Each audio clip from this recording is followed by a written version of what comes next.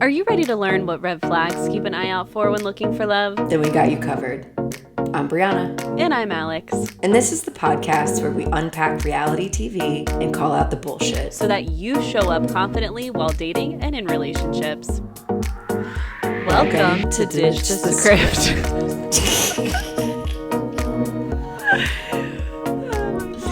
I love it.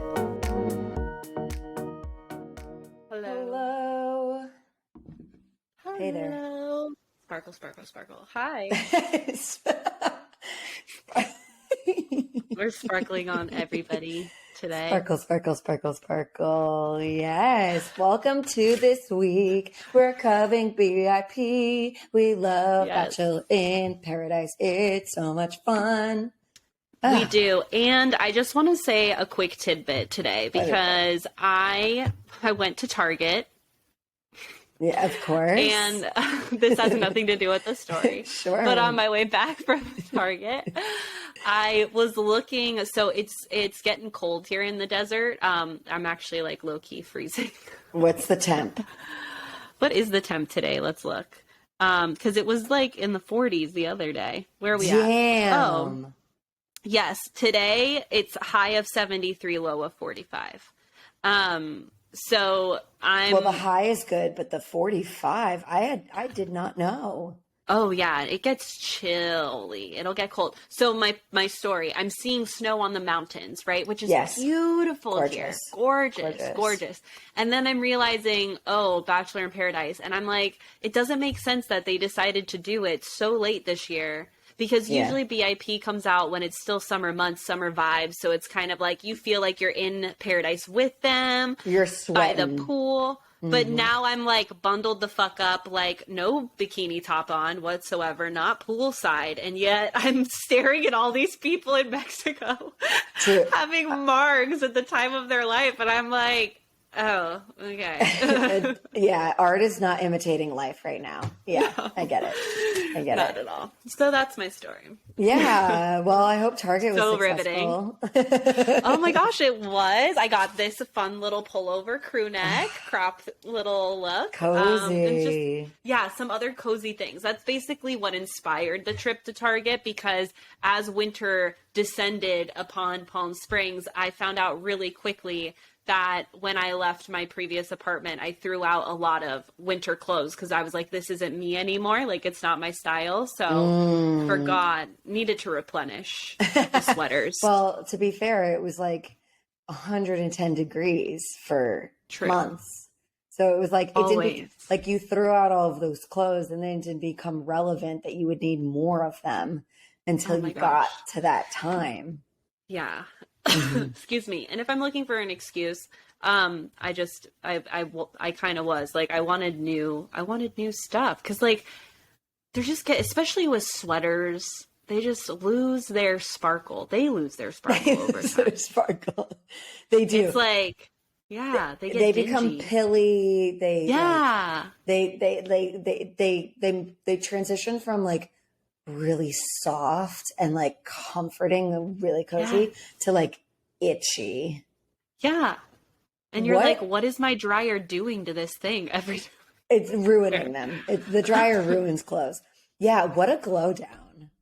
Yeah, I know. Listen, so in this life, don't be a frequently washed and dried Target sweater. Be leather. Be leather. Yes. So weird. That was so weird. So weird, but I'm here for it. I love it. Let's see. I'll get you some leather soap for Christmas now. Ooh, because of this combo. Okay, I just want to I want to quickly address the elephant in the podcast space, which is I have a lower octave than normal, which is hard to believe. And I don't feel sick, but I have this is like the product of like having loads of fun and having lots of like, when you like laugh a lot and that laugh is like hard and it's like guttural and it like reverberates every chamber of your vocal cords. Yes. That has been wounded, Oh man, I feel for you. But what a lovely weekend of joy. joy. So bear with me as I like let out a couple of like 30% sound full of a you know. Like you like there just might be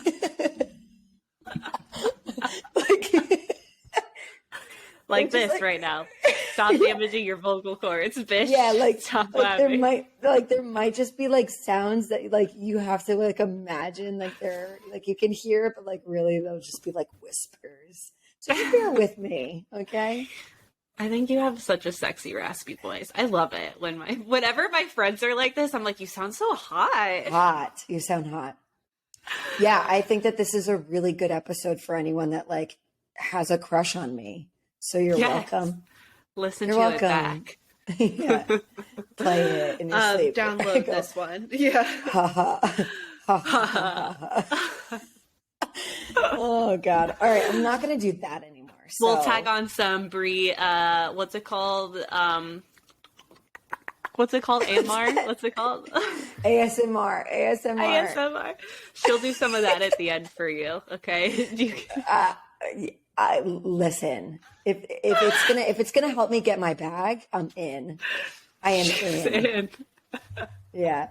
Okay. I love it. Anything? So to paradise. To paradise. Oh, yeah. Well, is there anything that you wanted to like check in about? I love you and I miss you. I love you too. I can't wait to see you again. You guys, we are working on an IRL Alex and Brianna collision. We are working. I've been referring to you as your last name for like all weekend. Okay, we are working on a collision IRL in space, in time. Yes. And we'll let you know when that happens. Yeah, goals are New Year's-ish is the goals. Yeah, that's what we're working with. I guess like the one thing that I wanted to talk about because it came up in conversation this weekend a lot, which is I think that it's really important. Okay, let me preface and say, sometimes when we date people and it doesn't end well, and a really frequent complaint is, I just wish that they didn't waste my time. Ooh, yeah. I want us to like stop saying that, because what I want us to reconsider, or rather reframe, is like, time isn't wasted if you're like learning shit about yourself or others in a process. Even if it doesn't end in like bliss and togetherness. Yes. Just wanted to reflect on that for a minute. I love it. Okay, so can I tell a little story that's related to this? Yes, girl, give it to us. My narcissistic relationship, my narcissistic ex. I remember when we first started seeing each other, I was trying to have an exclusivity talk, which if anyone, this should have been my red flag. I should have left at this point. Because if anyone tries to... How soon was it in the relationship? Like how much 7-8 weeks. Like a good amount to where if you want to be exclusive or not. It was the beginning. Yeah. And I wasn't like he didn't need to call me boyfriend, girlfriend. I just didn't. I was like, I knew that I just wanted to see him. So it was like, I didn't want him really like seeing other people. Like I didn't need to be shown off and carried around town. But yeah. So long story short, I was trying to have that conversation with him, and as a narcissistic person does, they avoid really any committal answers, right? Yeah. So I said that. I was like, I just don't want to waste my time.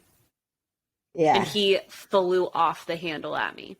And at first I was like, really offended by that, obviously. And like, okay, first of all, it's never okay to fly off the handle at anyone. But I didn't initially understand why he was so offended by that. Now I do. Because of exactly what Brie just said. Whenever we're choosing to spend time with someone, it's not a waste of our time, because whatever environment we're in, we can learn so much about ourselves in those environments, no matter how healthy or toxic they are. Yeah. And so that's my story around, like, I used to say that. I used to be like, well, if this person doesn't want what I want right now, then they're a waste of my time. And I think that there's a difference between someone being a waste, because I don't think any human is a waste, if you know what I mean by that. but are you choosing to date someone who isn't available for the things that you're desiring? Because then at that point, you're wasting your time, not them. You see what I'm saying? Yes. Yes. There's a difference between you choosing to be in a relationship with someone who is refusing to meet your needs, refusing to love on you in the way that your preferred love languages and all of that, who might be narcissistically abusive. Like there's all these layers and flavors. And if you choose to stay in that long term and you choose to subject yourself to that treatment, who's really wasting whose time? Yeah. Yeah. But it's not the person. Yeah, definitely. Do you see the difference? Absolutely. Because I think what's on the flip side of that, or an example of what you're talking about that I think I hear a lot from folks is like maybe healthier relationships that end in breakups. And maybe they weren't healthy all the time, but they were like two well-meaning people that maybe just couldn't get their shit together and like couldn't figure it out. You know what I mean? Some run-of-the-mill shit. And maybe it's been like 3 years and you're on your pursuit of finding a partner that will commit to you. Maybe it's important for you to get married and start a family. Maybe those are things that you're working towards. Coming out of a relationship that really just did the best that it could do as a whole and feeling like, I just wish that they didn't waste my time. That is like, it hurts me. It feels that it disrespects the journey of it, which is like, first of all, what maybe did I get out of this experience that was really good to me? Yeah. What kind of love did again, this is in more of a healthier dynamic, but like, or non-manipulative dynamic, but like, what kind of love did I get to experience? What did that bring me? Like, what moments of joy did I get to have before things became really clear that it wasn't working out? Like, and in the moments that were really awful or how this breakup ended, what does it teach me about who I am as a partner? What I need from a partner? What did I learn about these experiences in conflict? Like, it's really all valuable information. Yeah. 100%. And like, if you're not taking the time to think through that, then you're not truly evolving from relationship to relationship. You're just going on autopilot. Like there's a lack of growth. I think the other thing that comes to mind when I hear someone say, I wish they didn't waste my time, is it assigns all blame for the failure onto the other person too, in a way. Because it's like, you're not, what do you mean they wasted your time? Like someone can't steal your time. Someone can't do that for you. So it's just like, it sounds very, you give it away. It sounds very like passive, a way to like avoid any reflection, shifting or avoid blame. Any, it's so icky. So it's like, take the time, and in between, really, like you can always, the healthiest people like post breakup, take the time to sit with themselves and be like, what did I learn? What were my weaknesses? How can I work on those weaknesses before my next relationship? What was the feedback that I got the most in that relationship? How can I work on that now and practice that now?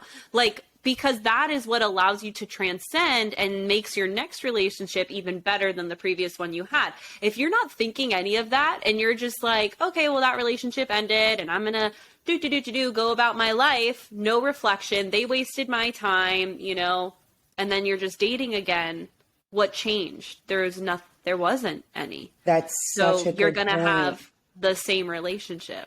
Yeah, you're more okay. So the absence of acknowledging what were some important takeaways from this experience, and maybe you need a little bit of time to be emotional before you're able to like think about that. 100%. Yes, you will need that. But give yourself that space. 100%. But being able to shift into that perspective eventually, to be able to like take an interest and reframe, what did I learn from it? What were my takeaways? What felt beautiful? What felt icky? How did I contribute to that? How did my partner contribute to that? Is much more likely to help you break whatever patterns led you into that space to begin with. Yeah. And closer to the kind of relationship or the dynamic that you are looking for. Desiring. Yeah. I love that. Thanks for bringing that up. That was great. You're welcome. I was just thinking about it. I'm not going to do it. I was just thinking about it. I'm not going to do it. I'd never do that. Okay.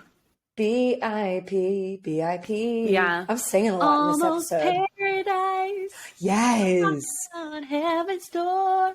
Go. Paradise. All right. It's 4:20. How could we? Just saying. Just saying. Well, for you, it's not for me. For me, it's 4:20. Okay, so you guys, this is BIP, and it's blowing up. It's week 7. We're close to the end. We're not at the end. We're very close to the end. Yeah, and we're close to the climax. Wow, that's on par. That's on brand. That's on brand for us. Thank you. we're doing something right if that's on brand for us. I had to watch this episode twice. Yeah. How come? Can I ask why? Just because there was so much material? There were a lot of big moments I found. There were. Mostly because I watched it so early in the week, and then we recorded on we were supposed to record on Sundays, and we had some technical difficulties. I lost internet, y'all. That was our technical difficulty. Spectrum said, no, you're not. And then it finally came online the next day. You know what Spectrum said? Girl, take a load off, Sally. Yeah, you want to know what I did last night instead of record our podcast? I did paint by numbers and watched Harry Potter, and it was great.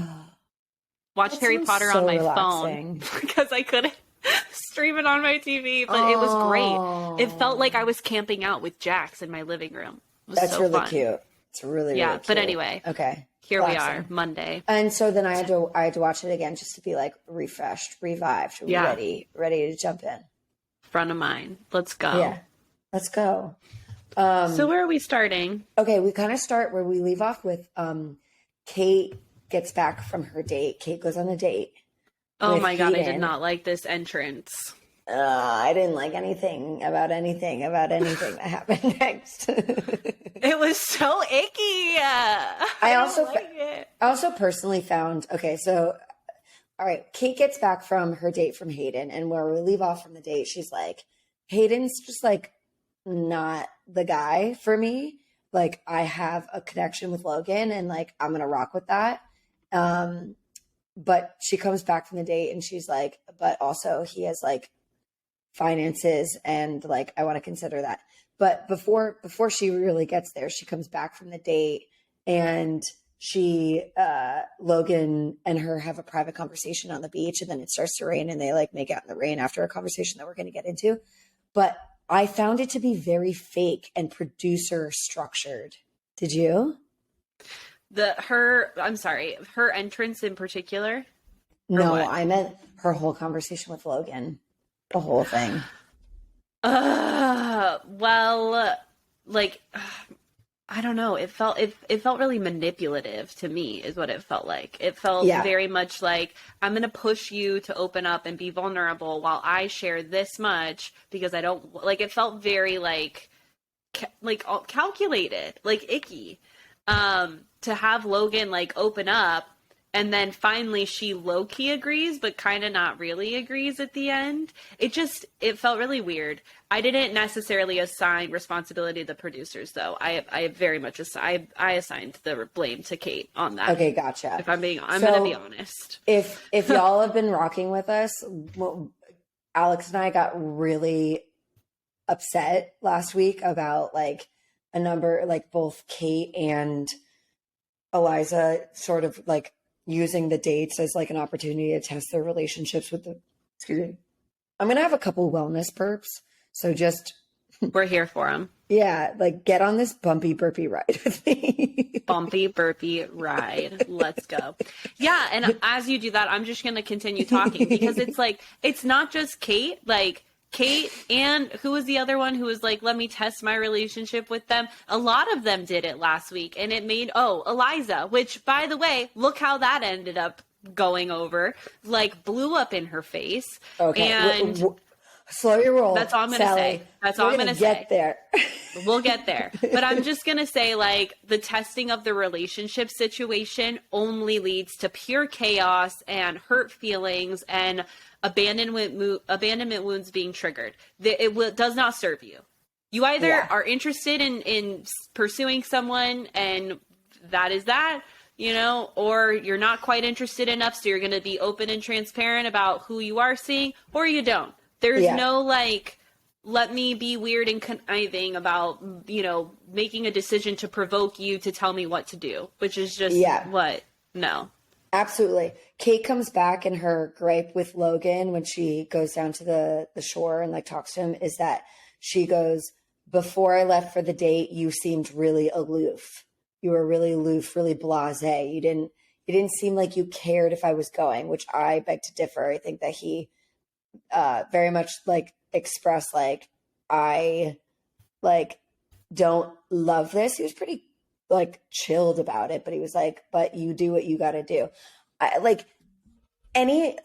Listen, Kate is an emotionally intelligent person, so I'm not going to sit here for a second and say that she could not tell that he was like not loving it, but trying to quote, do the right thing. I'm just not buying it. Not buying it. So here's what so first of all, I feel like, again, I feel like Kate's emotionally manipulative in this conversation. And to your point, we need to understand that like Logan is a very chilled surfer type bro. Like he is a very animated guy. He's not Aaron. He isn't Aaron. When Logan expresses, he's very chilled, right? Just like when Jacob expressed, he was very chilled about it. That is in their nature. So what she, I think, is calling aloofness is a lack of emotional reaction. I think she was looking for him to be upset about it, meaning like angry and like, no, what are you talking about? We just agreed, you know, like we agree we're a couple, blah, blah, blah. I want you to be mine. I think she wanted that kind of,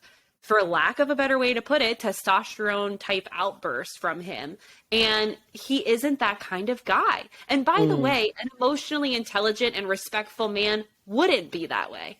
So I think it's not fair for her to, one, and I think this is something that a lot of people struggle with, is they anticipate a certain reaction. They're like, this is the conversation I'm going to have and this is how they're going to react. And then if that person doesn't react that way, they're upset by it. It's like, no, you should have or would have, you know, if you really cared, you would have responded like this. You should have responded like that if you really wanted this from me. And it's like, can we just accept people for who they are? And like, if he tells you, it's not that he's not articulating it. He's straight up said, I'm not stoked about it. That's your answer. Yeah. I don't like that. No, me neither. Yeah. By telling him this, no, I don't. She was instructing him how to respond, which is exactly what you're saying. And then he was like, yeah, okay. I didn't want it. Like I only want you to see me. I only want you to go on dates with me. And then she's like, okay, I wanted to hear that. And he's like, okay, well, then how the fuck are you feeling, lady? Yeah. And then he didn't say that. That's a paraphrase for Brianna. And then she was like, you know, I feel good about it. And he was like, well, that's very underwhelming for me to hear, considering how much I've just shared. And I liked that he did that. Yeah, me too.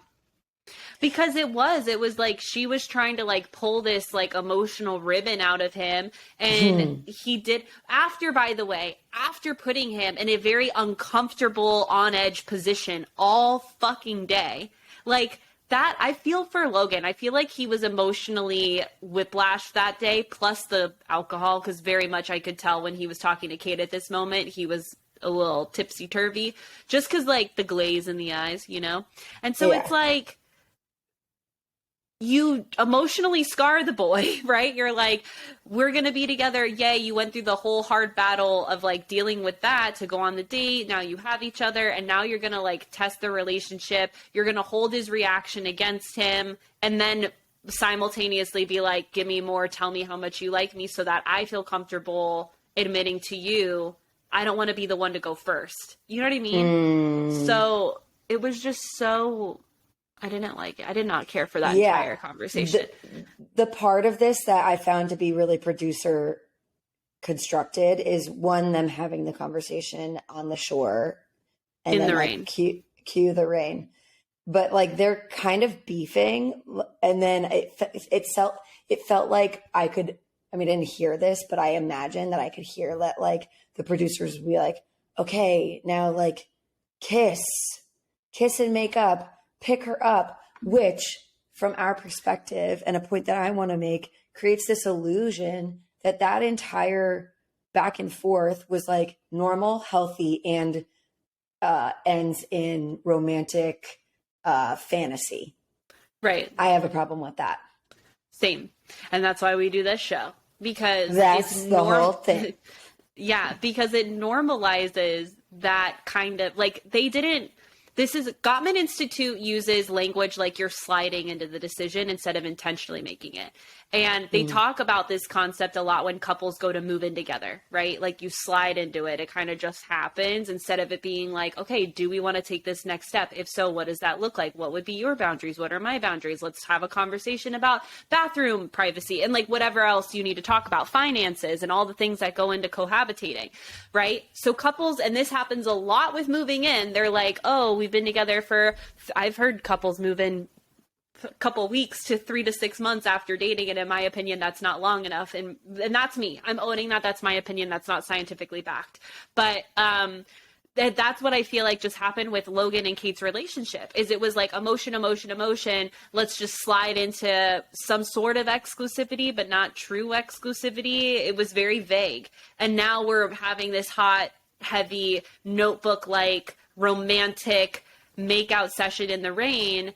And it provokes a lot of hormones, because now think of that hormonal roller coaster. And then you're thinking like, this is love, this is passion, this is connection, when really it's hormones and your nervous system being like, oh shit, I'm all over the place. Yeah. I was stressed and now I'm happy, and now I'm stressed and now I'm, Yeah, that's a really good point, because it's like, because nothing was actually discussed per like Gottman recommendations or even just our fucking recommendations, nothing's discussed. So like the kiss sort of feigns this agreement of sorts, but it's like making a deal with a lawyer with no paperwork, or a contract with no contract. Like, you know what I mean? Like it's not a deal. Like nothing's actually established. So yeah, you want to have this romantic makeout. But it doesn't mean that like anything has actually changed within what we expect from one another. So next, Logan, and this is the clear difference. Logan in the morning is like, I'm feeling good. He's playing sharks and minnows in the water. And Hell he's yeah, like, he is. You go, Logan. He's like, there's a rose ceremony coming up tonight and I am not stressed. This feels good. And then Kate up in the women's quarters is like, I can't. Yo, the way that they edited this entire scene, it was hilarious. Fucking hysterical. They actually roasted her in this like so hard, like funny, non-verbal way, in the best way. So basically anyone who's like not really watching this, like Kate is obviously mulling over the Logan situation, and she's comparing Logan to Hayden because those are her two prospects at the time.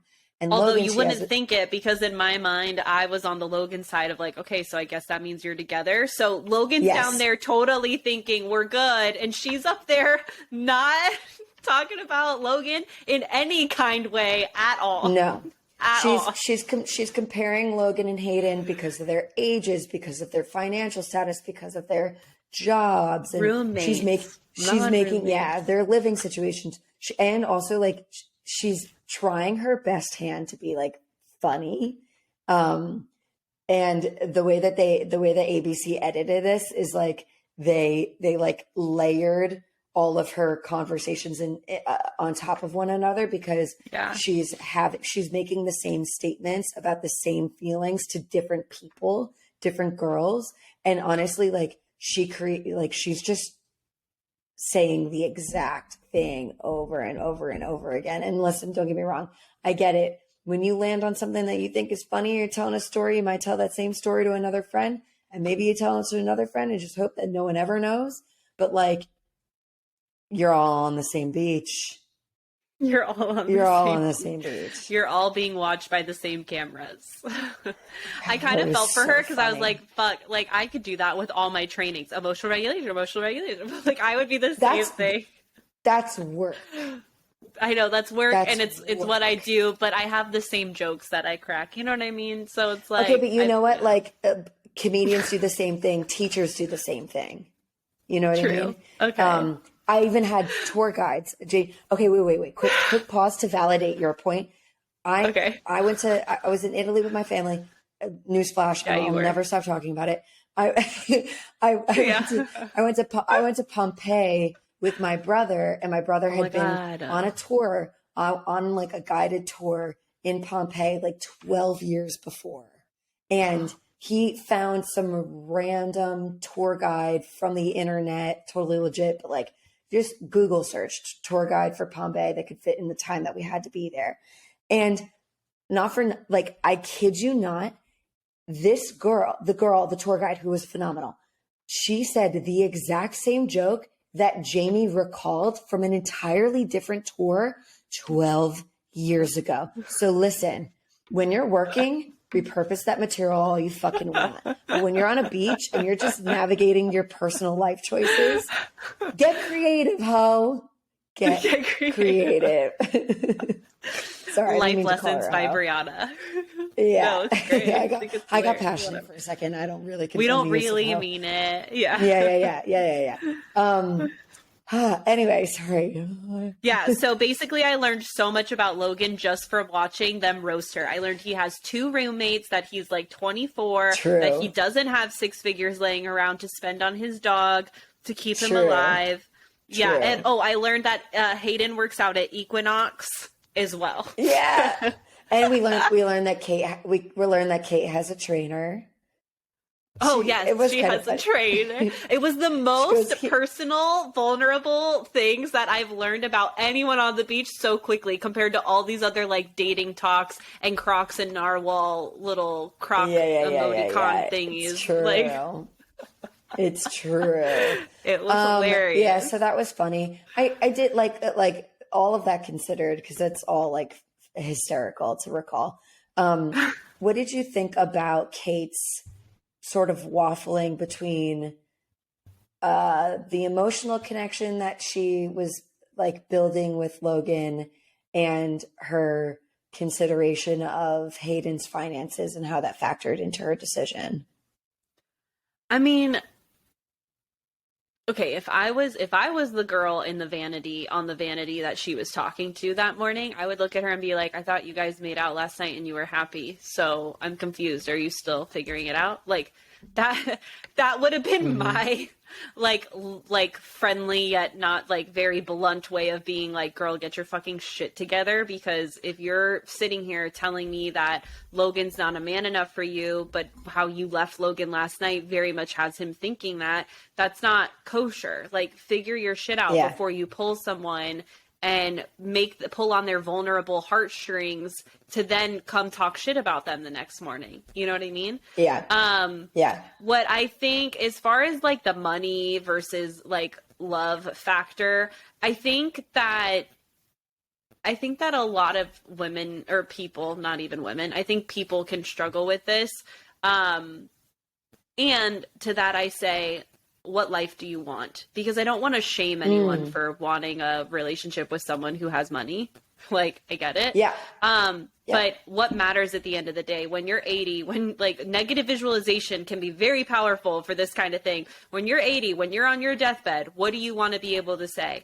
I had all the wealth in the world and got to do whatever I wanted with the 80 Chanel bags and all the trips to the Maldives. Like, yes. Okay, go for the guy with the money then, if that's what you value in life. If you're like, you want to be on your deathbed holding the hand of your best friend who you've just lived 80 years with, and you have such a fierce love for one another, and you're sitting there laughing about all the memories that you've had together and the times that you stayed up till 5 a.m. talking, playing video games, sharing your most vulnerable secrets and passions, then choose the guy that you emotionally connect with. That's honestly what I would have told her. Yeah. Yeah. It's like, what do you want? And you know what? Honestly, you could be between 2 people, and asking yourself that question could eliminate them both. Yeah. That could eliminate them both. Because maybe her real issue is she doesn't have a strong enough emotional connection with Logan, but what she feels with Logan is this much better than what she feels with Hayden, but Hayden has money. So she's really not happy with any of her current choices because she hasn't found her person yet, but to have the Bachelor in Paradise experience, she's like, who do I want to settle for? I totally get that. I think if you're a person who does not have a part-time career on a dating reality show, and you're like thinking about how to navigate finding your next partner, and maybe you are in your late 20s and you're more established in your life, and you're like considering like, who am I dating? How do I feel while I'm dating? How do I feel with these potential matches? And you're trying to figure out, like, am I looking for security? Am I looking for people who want the same things that I do? Am I looking for a best friend? I think rocking with the negative visualization and that question, or a version of that Alex just mentioned, is a really, really, really effective way to put that into perspective. I can definitely identify. This is the only time that I really felt like I could really like identify with Kate in a moment. Because while I don't love how she went about all of it, I do relate to the idea of being more established in my 30s, financially, personally, socially, and like living situationally. And to the point where I'm like, is a connection enough? Like a good, like, you know what I mean? Like, I guess what I was saying is, I don't fault her for considering the benefits of bringing her attention to a man, in this case, that can contribute to her life in the way that she contributes to her life. We do know that Rachel. We do know that Kate is a real estate agent. And what we actually also know is that she works for the Oppenheimer Group, which, if you are a fan of Selling Sunset, is the real estate agent that does quite well in Los Angeles County, Orange County. I guess that's where they both are. They have an office in Pseudo Parents neighborhood. Exactly. So like, yeah, they and the audience won't understand that, but we understand that that's a Newport Beach, California. Yeah, it's a good thing. So like, she contributes, she takes care of herself. That's what I'm trying to say. So don't fault her for wanting to set her sights on a potential partner that could not take care of her, but not burden her with being taken care of as well. So I guess I just want to validate that. And it did make me sort of question, like, why is this all of a sudden important to you? Because that's my thing. It's like, yeah, go ahead. No, finish. If it was important to you, it was so important to you to find someone that was like more financially stable, that could like match you in the game of life, then why entertain Jacob? Why entertain Logan at all? Yeah.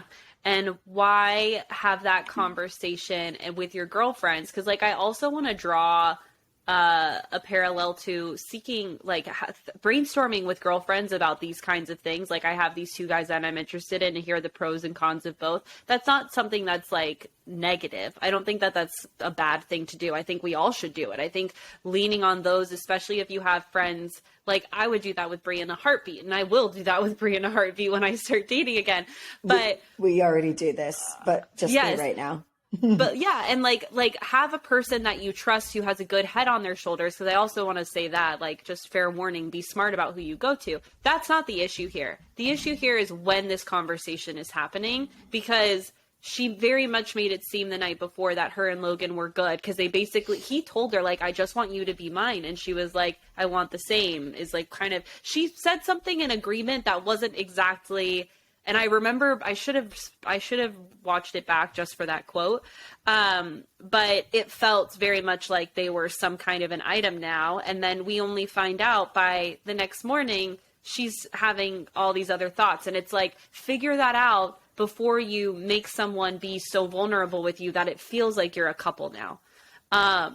Yeah. And like, it's understandable for anyone to want someone who's matched with you in life. Cause like, I think everyone goes through a relationship where they might be somewhat ahead, whether emotionally or financially, career wise. And it does kind of feel like you have to take care of or mother your partner. And it's not the vibe. Like, no one wants that.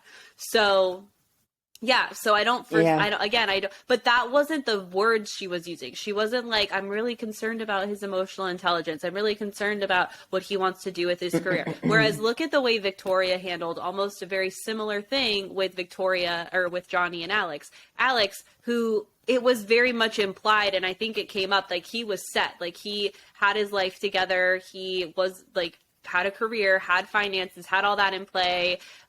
Yet Victoria started to ask Johnny, instead of being like, you don't make enough money, she's like, what are your goals with your career? Like she starts asking, like, where do you want to be in 5 years? Like, what are your thoughts? What are your plans? What are your goals? And that is an emotionally mature way to handle it. She's not going around being like, well, Alex has all this money, da da da da, and Johnny is just a surfer boy. He doesn't know what the fuck he wants to do. And it's like she's not coming at it from that negative way. She's having the conversations that need to be had for her to find the clarity. Total difference. Totally. Same situation.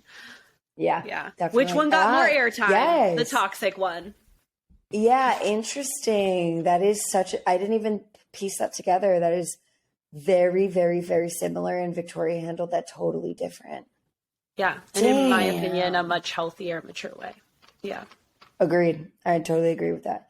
To close the loop on this, Kate ends up choosing Logan at the rose ceremony, and Hayden goes away.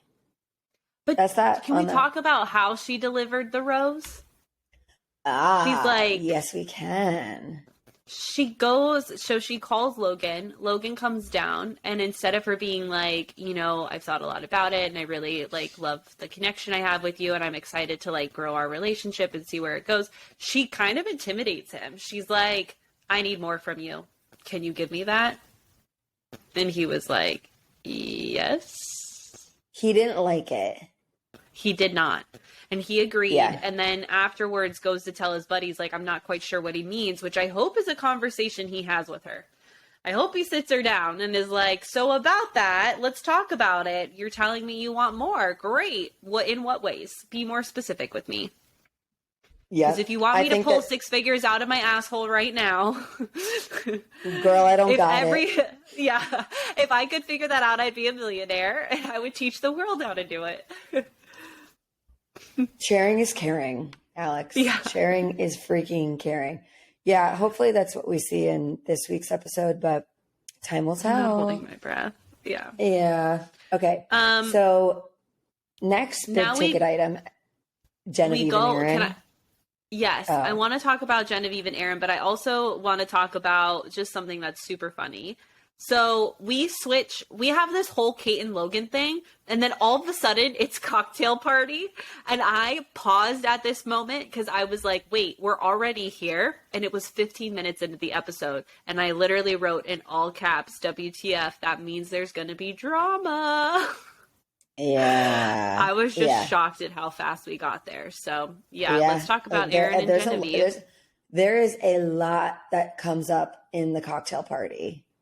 So much. Aaron and Genevieve pull each other for a chat, and I think that they end up talking about their last conversation, but they're not talking about it in the healthy way that Alex and I would really wish that they would, which was hey, let's figure out what happened here. It got really heated, and I want to avoid that in the next time. So let's just unpack the layers. How are you feeling? How was I feeling? Yeah. Did we think that that's what was happening? No. Do we wish it did? Yes. Is it? No. Okay. So, I think what ends up actually happening is Aaron is recapping his POV, and then is and I got to be honest to you, and I'm paraphrasing right now, I know that, but he's I lied yesterday when we were talking, and he totally spooks her, which Genevieve is an anxious lady. She's very an anxious gal. maybe this is part of their banter and we just don't see that like this works for them. But I don't think that it's totally appropriate within their dynamic. And he spooks her and he's like, I'm lying because I love you. I'm not falling in love with you. I love you. I'm already in love. Yeah. Yeah. I just didn't like it. It was, yeah. I have a note here that he seems super avoidant.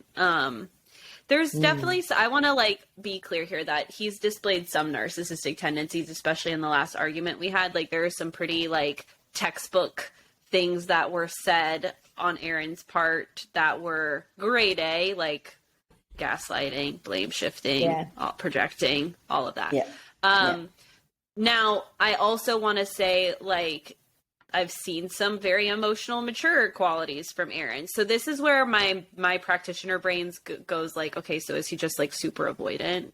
You know, like what? Because he's clearly not anxious. And so very it's like defensive, disorganized. Yeah. So I'm just like, that's where I have a note there that I'm like, okay. I think that a lot of times people... It's one of those things. Have you heard the saying that it's like love and hate are the same thing? They're just like, there's a thin line between the two. You know what I mean? Like, I feel like a lot of times with avoidance, I mean, we know this, they avoid emotional conversation because of how like vulnerable it can feel and like exposed and raw.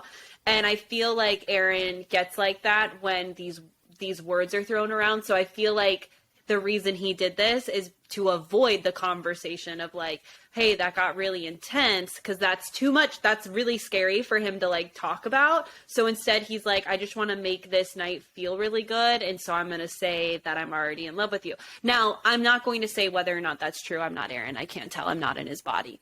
But do I think that it's healthy at this very moment? No. Yeah. Yeah. What were your thoughts on him just throwing that out there? I just thought it was mean. And I just thought it was mean. And I understood that it was like an effort to be kind of cute, like cutesy, you know, banter, not unlike when people are like poking fun at their partners as a way of flirting.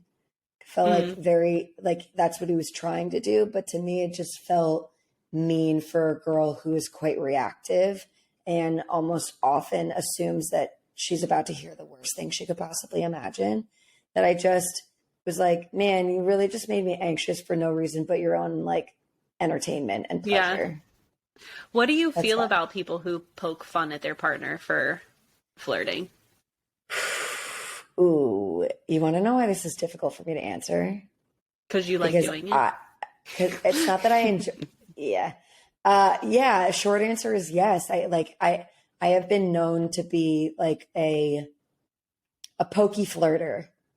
And it's something that as I become more aware of, like I'm doing my best to understand the cadence so that it feels appropriate. And that if there's a way to be pokey and bannery while still being complimentary towards another person, especially a stranger. So I don't have a good example of that right now because... Keep me posted. Yeah, I'll keep you posted. Shan Boodram has a really good example of this in her book called like The Dating Game. I think that's the name of her book. But with the cards. But a good example of this from her is yes, the cards is on the cover of the book. Yeah. Like a guy approaches her at an event and a total stranger, they don't know each other. And he looks at her and he goes, those can't be your real eyes, you know, where like, he's sort of like, he's playfully calling her out on something without actually, without cutting her down or insulting her as a way to like get her attention and start a conversation. He's like, those can't be your real eyes. They're too beautiful. They're way too beautiful. And she's like, LOL, don't tell anyone but their contacts. You know what I mean? Mm-hmm. So like, I just like that to me stands out as like, yeah, be playful, but don't cut down. Now, what I will say is that if you know your partner and this is a part of your banter and like, you know, that there's like an established trust that this this is okay, that this doesn't raise people's heart rates, that this doesn't make people's walls go up and get defensive, that this actually makes people feel kind of seen, like, you know me so well that you can actually like roast me a little bit right now. That, as long as it's established and like it's a mutual understanding and both people also feel comfortable to be like, hey, I know that we do this, but that went too far. That I think can be playful. Yeah. That's my long answer. I think that the boundary and the respect of like allowing your partner, if you did hit a nerve, to speak up and be like, ooh, that stung, and then respect that instead of being like, I was just joking. Like, you know, because that's happened. The reason I wanted to know your opinion is I've been on the receiving end of that. Like, someone might like nitpick me or like trying to be sarcastic with me. I'll be honest, I can't recollect if it was like done in a very kind way or not. Like, I don't remember the exact words, but there were several times, not always, because I also remember a good amount of time where I would just laugh along, but there were also times where I'd be like, that hurt. And instead of them being like, my bad, it became like, you're the issue, that it hurt then. Like, yes. Oh my gosh. Thank you for bringing that up. Please don't do that. Yeah, like, just keep it open. Just respect. Like, just be like, oh my God, my bad. And like, you don't need to dig into why it's sensitive. You don't need to be like, defend yourself as to why it shouldn't matter to them in that way. Like, just be like, my bad, I love you. Or like, you know, give them a noogie on their head and be like, still think you're cute. Like, you know? Yes.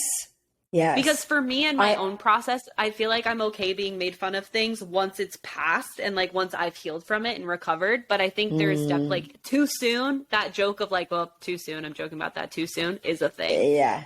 Yeah. Oh, yeah. I absolutely. And should be considered. Like, okay, for me as a person who has a very like close relationship with humor, it's like a part of something that I'm interested in. It's a part of how I communicate. Like, it's a part of also how I protect myself from things, and has been for a very long time. Like, I have learned in my older years, or my like youthful older years, that just because you have a quick wit and you've got a thought that sounds like the comedic timing is good, like you know that it would hit, doesn't mean that it's appropriate to say out loud. It really doesn't. You really want to be a bit thoughtful and considerate of the people around you, especially the people that you're making jokes about. I have been called out a number of times for saying something that I thought in my head was funny and I didn't fully review before it left my mouth, and have been confronted to be like, I didn't like that, or that didn't make me feel good, or like, hey, you are an asshole. And I am grateful that I kind of notice that well of defensiveness that comes up within inside of me, and I temper it and I go deal with that by myself to be able to be like, because I need to leave them space. Listen, if I wanted to create enough space to say something that I thought was funny, but was actually ill-timed and not appropriate and actually not kind, that person needs space to be able to tell me how that made them feel. However that makes me feel, I need to go deal with, because I started that shit. Yeah. Sorry, I think I heard Jax had like a weird cough. Yeah, you okay, bud? He's sneezing. I bless you. Yeah. That was great. I really appreciate that. Like, but yeah, you know, look, all of us get defensive. I just want to like, it's natural for us to want to like explain ourselves or like stake our ground or like stand up for ourselves. And like, there are cases where there's ways to stand up for yourself in like a good, healthy way. But that for me, like that, like, I call it my Hulk smash. It's like this internal like that comes up. I take it to my couch. I just take it to my couch, give it some good pounding. Jax is now into it, he'll growl and I'll start growling with him, just because it's now like I'm starting to explore like, how do animals express anger? Like, let's play with it. I'm getting real woo woo with this, but it's true. That's so cute. It's so fun. And so it like, he thinks it's playtime, but I'm over there like, ah! Oh God. Yeah. It's good. I mean, Tucker, it is kind of playtime. It's healthy. I truly don't think Tucker could handle that. I don't think in the way of like, he'd get too fired up. Like he's so quick to get fired up.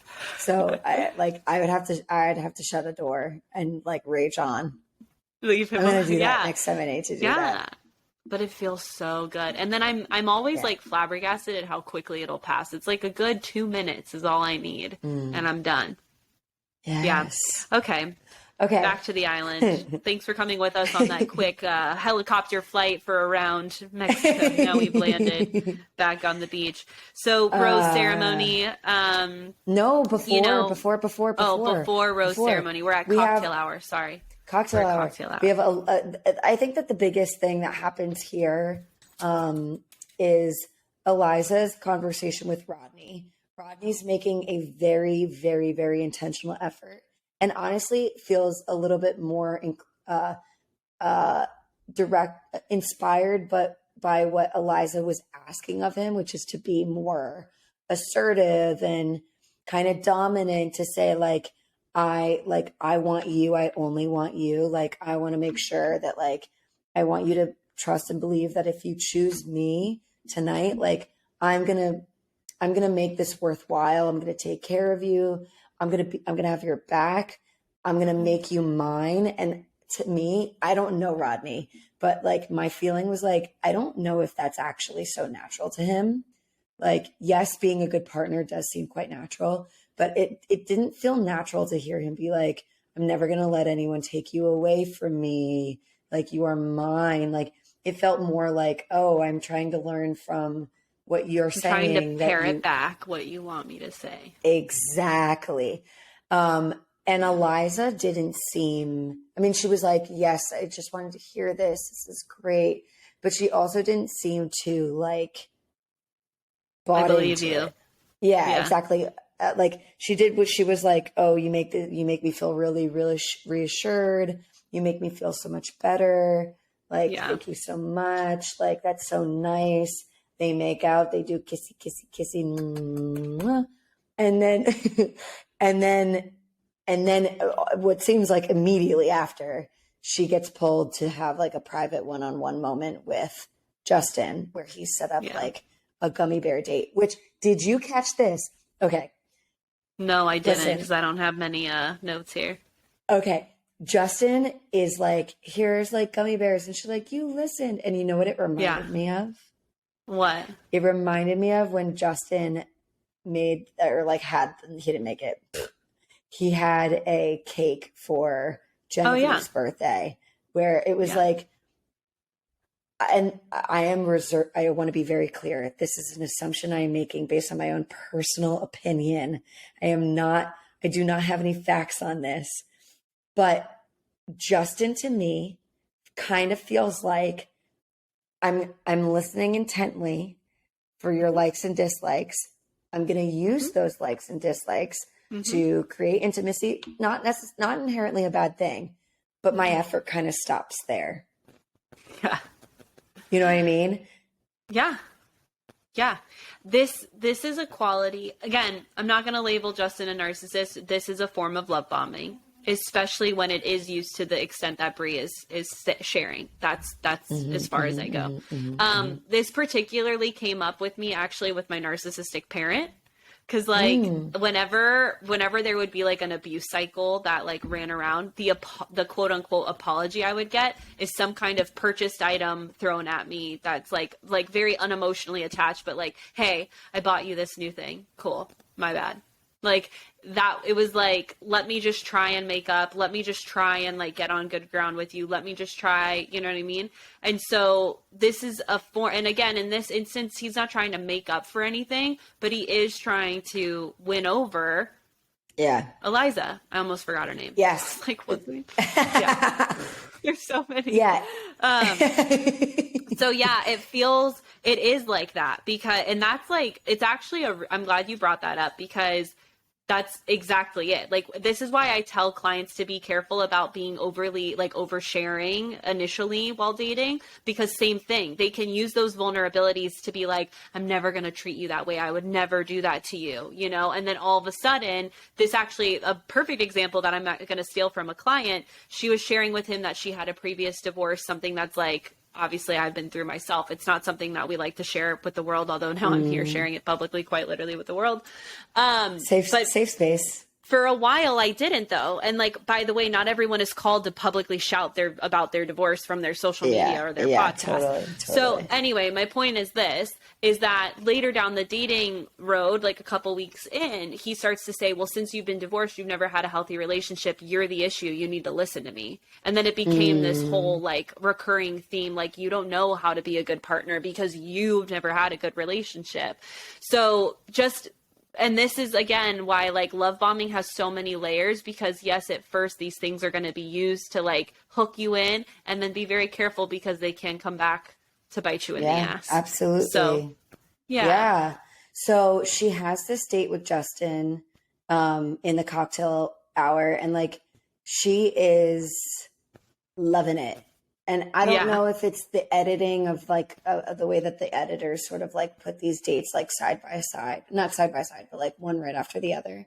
But like her expression of reassurance and connectedness that she was like spewing with Rodney, and then going immediately to this date with Justin, and like being totally like swooped off her feet with this like gesture of the remembering these things. And then just like the make out, like the boys contribute to a lot of this chaos, but like Eliza was just giving fake. It was just giving fake. It was just like, yo, like, I know that this is the show. I get it. Like, I get that the show is like, make out with everyone, have sex with whoever you want, but then we will absolutely condemn you for it.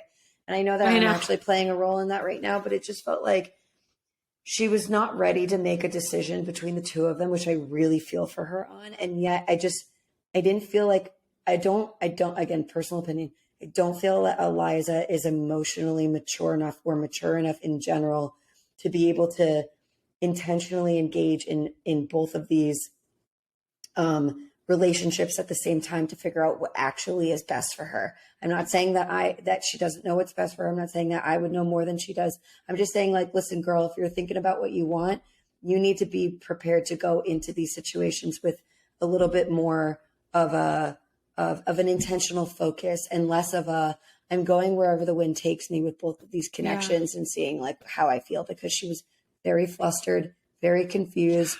And you could really see that built up for her emotionally, which I very much understand. And it was hard to watch.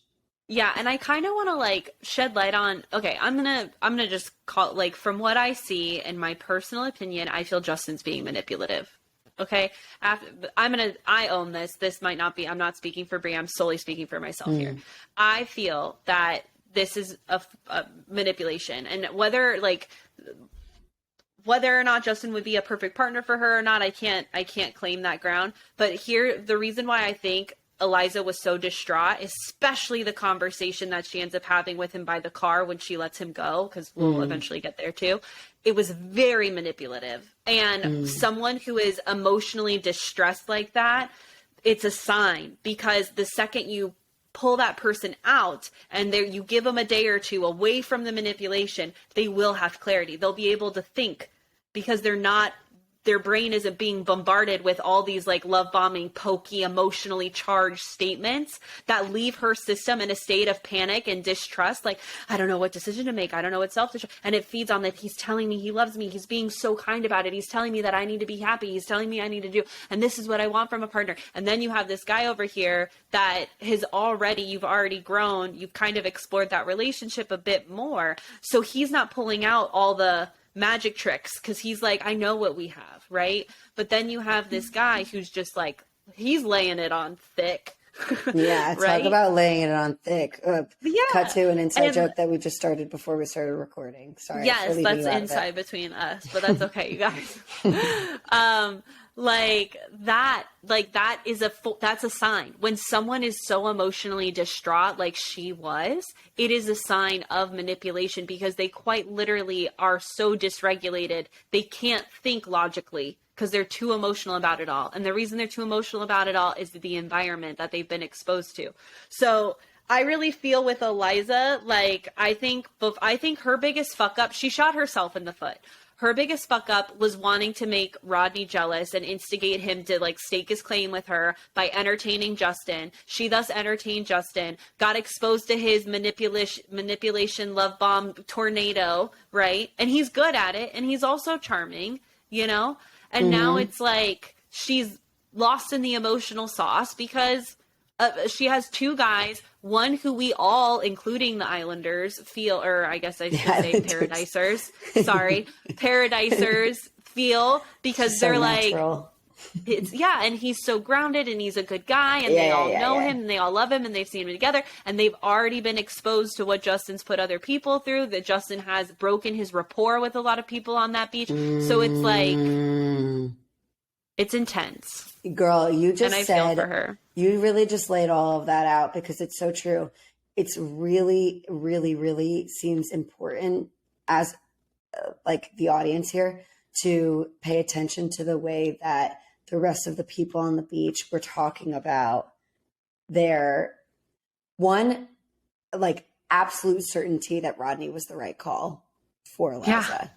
And two, they're like, the way that they felt when things didn't pan out in that way exactly. And similarly, like the way that they were sort of like talking about Justin, they're like, we love Justin, but like, it's Rodney. Like, let's just say what we need to say. Victoria's statement had me dying. I watched it like a million times. Me too. I have it right. I have it written. I have quoted it. Can you say it, please? Yeah, I want to relive like, it. Eliza, I'm gonna try and do it the way she did it, but I'm not gonna be able to. She's like, Eliza, don't fuck this up. It's a Rodney. I mean, we love Justin. He's great, but it's Rodney. I mean, I'll be happy for whoever she chooses if it's Rodney.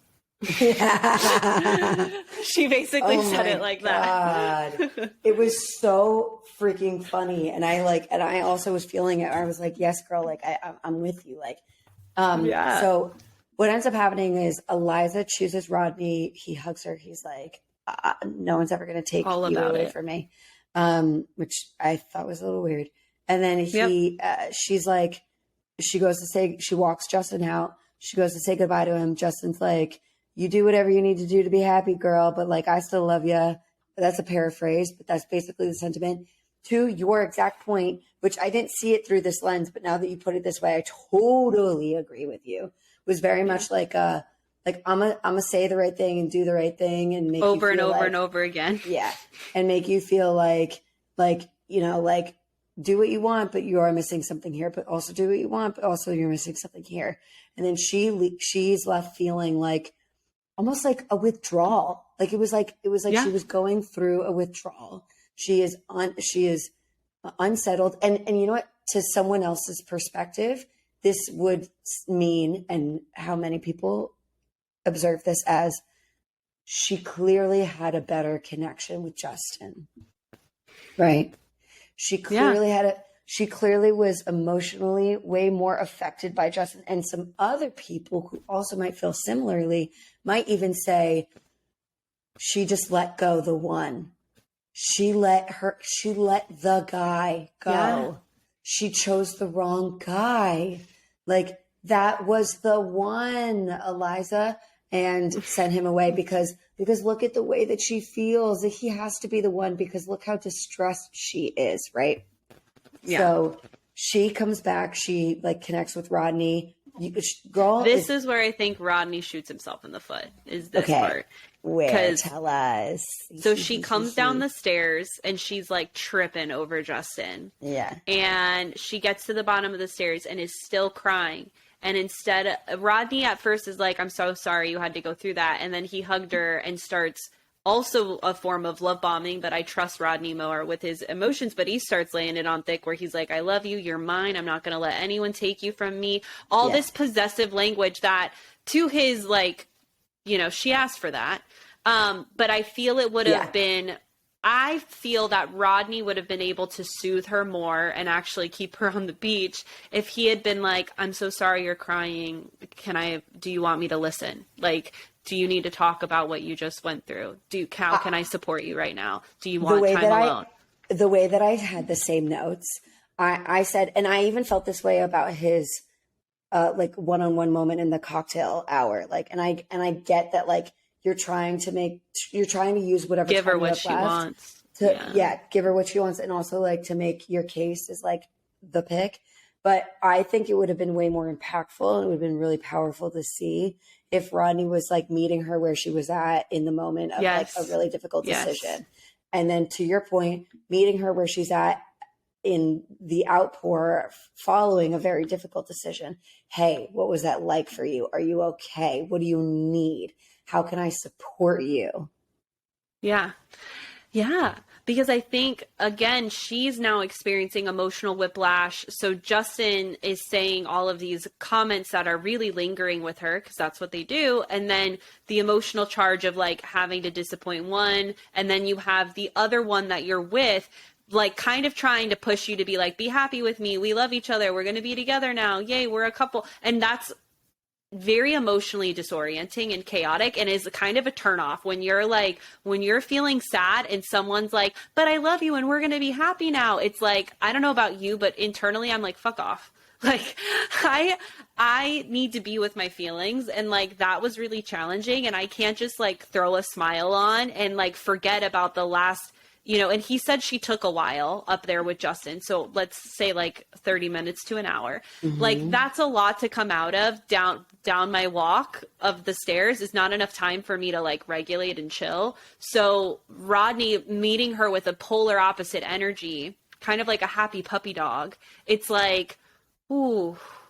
And I think that's the only mistake I've really seen Rodney make thus far, is like just not like kind of forgetting about his emotional intelligence in that moment. And instead of, like you said, meeting her where she is and figuring out what she needs and maybe giving her the space to process so she can be like, let me turn the corner and focus on Rodney. She kind of just felt forced to like get with it. And that's not genuine. So then she goes to sleep. She is alone, has the time to process, and wakes up not feeling any better because she probably doesn't have the best self-regulation skills, which I get. It's truly a skill set. And now what happens, Brie? Tell us. She, mirroring a withdrawal symptom again, she's like shaking, crying, cannot regulate herself, like really emotionally fucking going through it. And I guess what we are led to believe is that she's turning over in her head, like, I made the wrong choice. I made a mistake. Yeah. Meanwhile, cut to, I like to call this, I actually love to kind of call the way that like the producers edit this, like, the grease cut. They do this a lot. Do you know exactly what I'm talking about when I say that?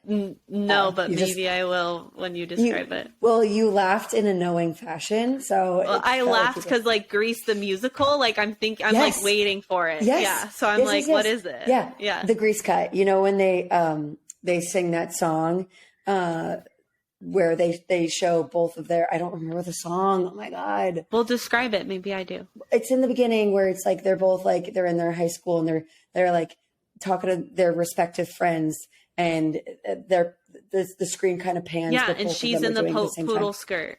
Yeah. Yeah. Well, she's never not in a poodle skirt in Grease. Oh, I just remember that iconic scene until she's in her leather ass suit in the end. Yeah. That's the end. Also, like we love Grease, but like, don't change yourself for a man.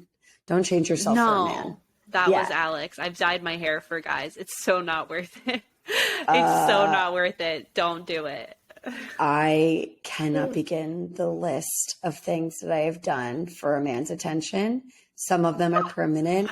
Do not follow our lead. Okay? Okay. Yeah. Learn from our lessons. Okay. So I call it the grease cut because it's sort of like we see how Eliza's doing, and then we cut to like where Rodney's at, and then we see how Eliza's doing. And oh, got you. Yes. And like, okay, yeah. So Eliza's in her bed, like, I'm not even exaggerating. She's inconsolable. And then Rodney is. I don't mean to laugh. I'm sorry. No, I know. Me neither. Such a good word. It's just such a good... And then Rodney. We're the worst mental health practitioners because we're sitting here talking about someone crying. I'm kidding. I know. God. We're like so good. Just like a tad desensitized, just a tad. Okay, and then we cut to Rodney, who's like, he's on cloud nine. Like he's feeling relief because he finally feels that he's not. So is everyone else. Yes. He finally feels like he's not in competition for Eliza's attention or her heart. So, and everyone else is celebrating him. I know. It's very clear how Rodney is so loved by the group. They all are rooting for him. They're actually literally celebrating with him. They're feeling his joy, and Rodney is like beaming. He's so excited. I do wonder if I could ask him, like, if he had any sort of guttural instinct that said, like, it's not over. I just wonder, you know? Yeah. But eventually Eliza comes down, and it's been like hours, and Rodney's like, where's my girl? Sees her, kind of immediately clocks that, like, she's not stoked. Good. And then, they go for a chat, and Eliza is honestly beautifully transparent about where she's at. Yeah, agreed. I love that we like get on here and we're like, I have notes. I have no notes. I have no notes on how she like expressed herself, and not that I should have notes on how someone expresses himself, but she just did a really good job of being incredibly vulnerable and transparent and having a really difficult conversation with a person who she was anyone would have been really nervous to deliver harsh news to, because he's just a really good dude. Right. Yeah. So Rodney receives it, I think, in the best way that he can. Do you have thoughts? Yeah. I mean, so just to kind of articulate, Eliza basically in Cliff Notes version, she expresses what she's been going through to Rodney by basically saying, you know, I thought I'd wake up this morning and have clarity, and I don't feel any better. And so to me, that means that I basically have a better connection with Justin. Rodney asked, is it him? And I felt like, come on, bro, like, what else would it be? Like, why are you going to force her to like try and articulate that, you know? He kind of caught himself in it. Yeah, and he was like, you don't need to answer that. Which I actually give him kudos for. Yeah. I think we should use that skill a lot more, actually. Like, me too. Our like curiosity as a mode of like self-preservation is like kind of can drive these intense moments to be like, tell me everything, or like tell me what it is. Like, and I think don't ask if you questions give yourself you don't want the answer to, that's exactly what I'm saying. So if you have a moment and the person that you ask that question to, it like comes out of your mouth too soon, because we're human beings and we're having difficult feelings, and we're also trying to navigate a difficult conversation, especially with a person that we love, and that person is stalling to answer. If you immediately regret it, cut in, be like, listen, don't. Yeah. You don't need to. Yeah. It's okay. I don't actually need to know. Use it. It's okay. Yeah. It's like a nice edit tool. It is. Yeah. I think we should do that more often. Like, I agree. 100%. Because we're human. We have knee-jerk reactions. Yeah, we have knee-jerk reactions or responses where we say, and then it's like, you know what? Never mind. Yeah. Like, it's okay. That's our edit. Control Z, Command Z, whatever you undo. Edit undo. So Rodney receives this, and he's clearly like, you can tell a wall. For me, I felt a wall go up, and he very much emotionally pulled back, like, as soon as he could.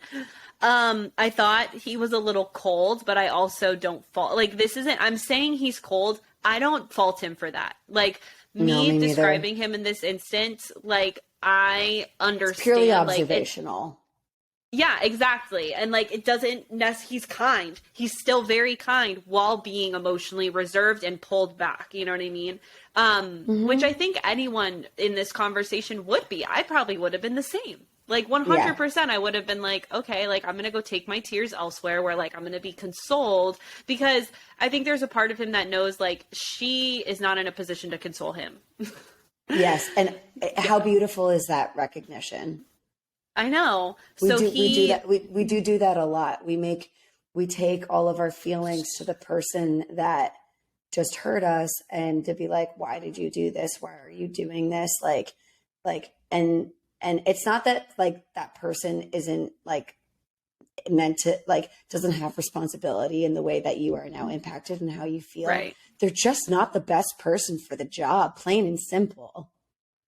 No, and I want to say, especially with a breakup, like finding comfort in the person you're breaking up from is a step in the wrong direction, meaning like you can't do that moving forward, right? It's like when we're in partnership, we get so used to sharing all of the good and all of the bad with that person because we talk to them usually every single day. In some cases we live with them. So it's like, when we're breaking that up, it's a really beneficial healing step to start your grieving process by reaching out to someone who is no longer that person and letting them hold your tears, because there's going to be more days like that come. And so you need to really lean on your support system instead of continuing to habitually lean on your now ex. Yes. Finger guns. I love it. Cha-cha, cha-cha. So Rodney says, wish you nothing but the best. Goodbye, Eliza. And like gets up and walks away. And immediately I cried. Because he goes up to tell by the way, I thought this was kind of hilarious. While Rodney and Eliza are talking, the group was kind of like, is it good or bad? And they send Andrew to go take a peek. And they were like, Andrew, give us thumbs up, thumbs down if it's good or bad. And he immediately sticks thumbs down out. And everyone was like shocked at how quickly he did that. And they were all, how can you tell? And he says, she's crying. He's kind of staring off into space. That's all I need. And he was right. Andrew is an emotionally intelligent MFer person. I'll tell you that. Yeah. I love him. Me too. So Rodney gets up, tells everyone, the news. Eliza goes to grab her stuff, and the entire group gives Rodney a group hug, and I bawled. It was beautiful to watch. It was everyone was crying together. It was like collective healing. It was probably the most raw human, like honest, true, pure human moment we've ever seen on this show. Yeah, it was the end of Camp Cry. It was so good. Yeah. It was the end of Camp Cry. None of us cried after the end of the summer program for BBT. Well, probably because it was actually labor. Torture. Yeah, it was labor. I think it's cute that you called it a camp, but we were camping. Summer intensive is in the name. The exact name. Yeah, they literally use the word intense. Okay. I've had this on like trips where, okay, this is also like close cohesion group emotional ripple effect. Yeah. Like I did this like alternative spring break trip where we did volunteer work during like spring break and college semester. Yeah. In Biloxi for like hurricane relief. And we, awesome. It was a good time. And it was like the connections that everyone formed was like so special. It happened very quickly that it was only a week-long trip. And towards the end of the trip, we're all like literally around a campfire and we're just like sharing our thoughts about our experience. And like only one or two of us did not cry, like everyone's crying. And it this moment reminded me of that, where everyone was just really like, it's rare moments that large groups share the same feeling. And that's what was happening. And I agree with you. Even though everyone was really sad, it was really beautiful to see everyone connect and like comfort each other, I guess. Yeah. I wish we had more of that. Me too. I really do. Yeah. So then Rodney leaves and everyone continues to bawl. And then Genevieve says she's going to go check up on Eliza. And another little low-key red flag for Aaron that I spotted here in this moment that I did not like is he kind of tells her what to do. He's like, you need to go make her feel happy. Go do that. And like, she kisses him and like, it seems kind of cute, but I'm like, what's that gonna spiral into? Cause like, we're still early days and it's just, I've caught it a few times and I'm trying to still figure out if it's just his banter or if he's like low key controlling. I don't know. We're gonna find out. Actually, we won't, but yeah, I want to know if anyone's dated Aaron and you listen to our show.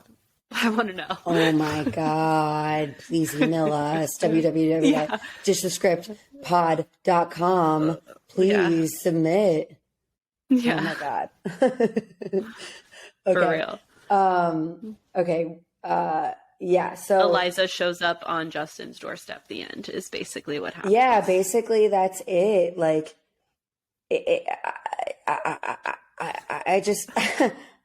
I'm sorry. Like maybe Rodney was your dude. That's fine. And like Rodney, right. Like Eliza's not your girl. Like I really do.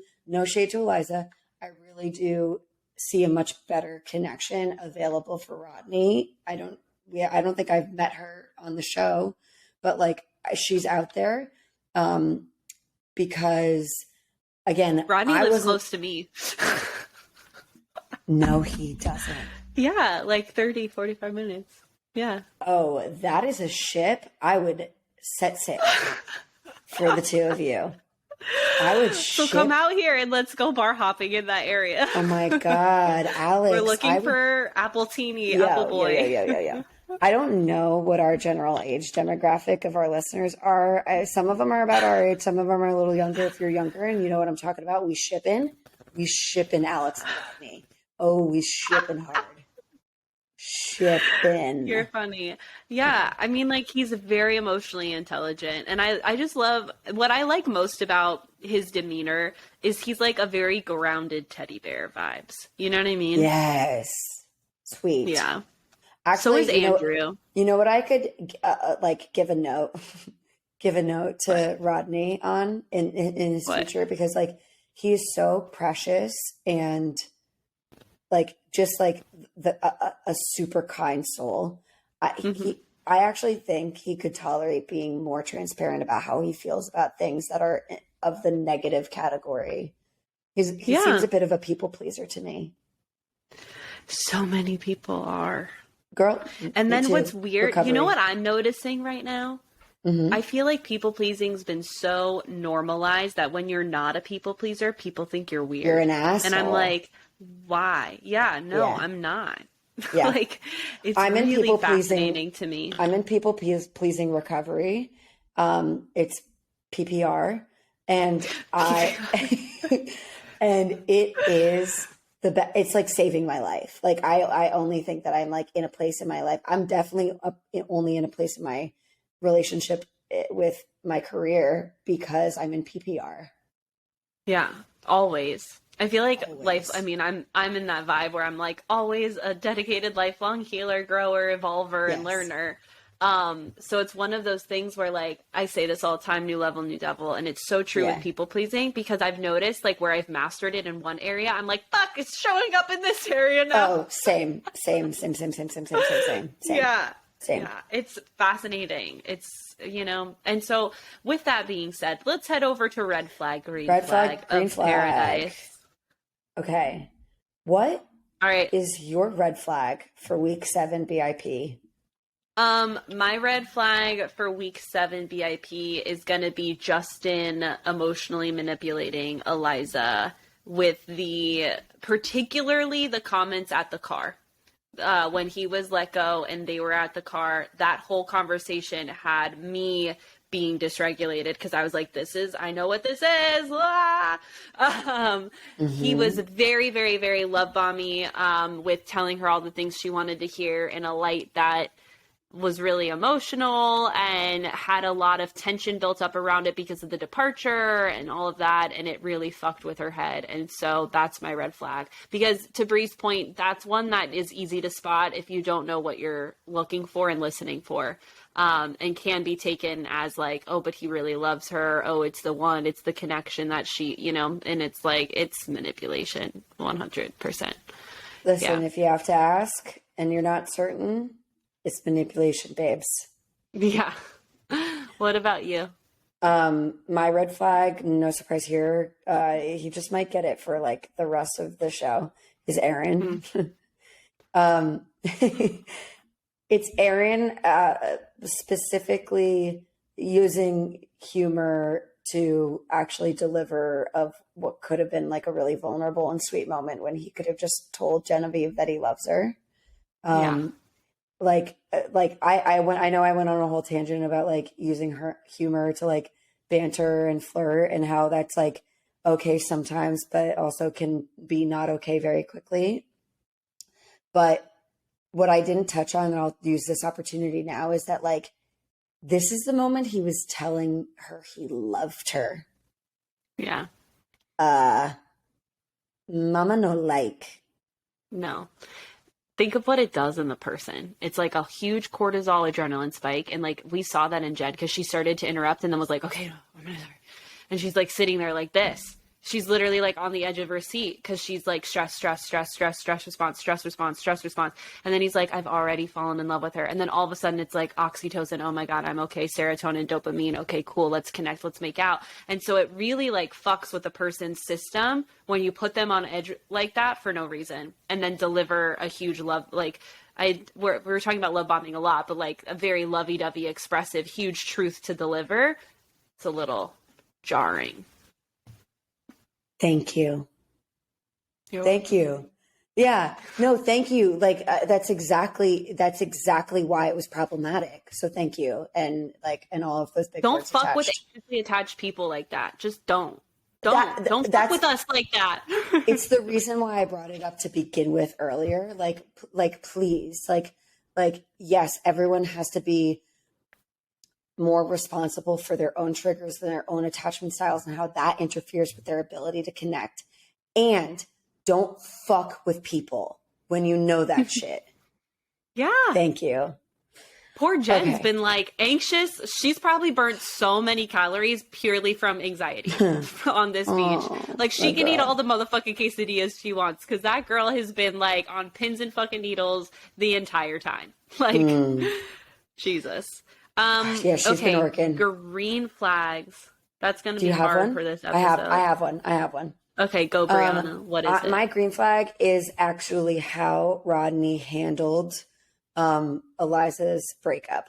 Yes. And though I absolutely agree with you that I saw the wall go up and I saw his like demeanor kind of go lukewarm, cold. Yeah. I also felt that he was kind, respectful, and that guard and that coldness to me read as you are honoring how this actually makes you feel without being really reactive and kind of a dick about it.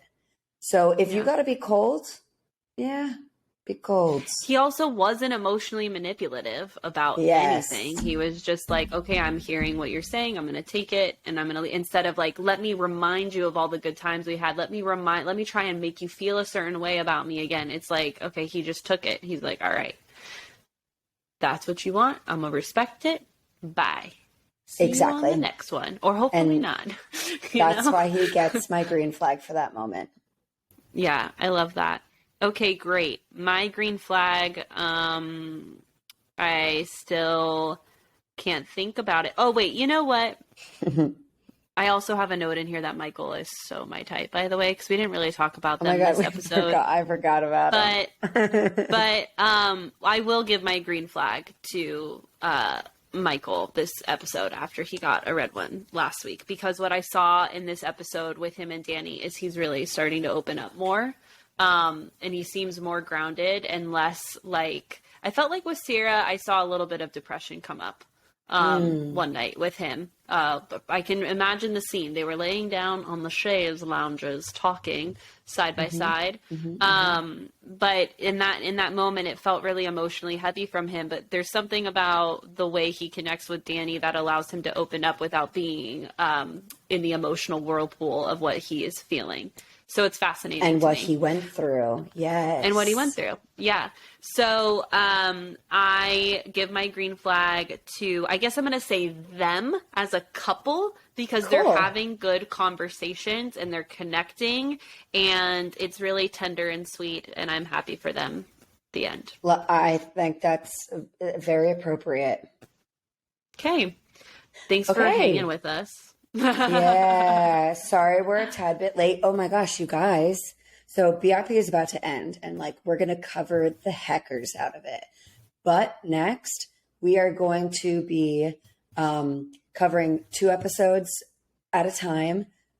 Love is Blind season 3. It's big. Yep, it's big talk right now.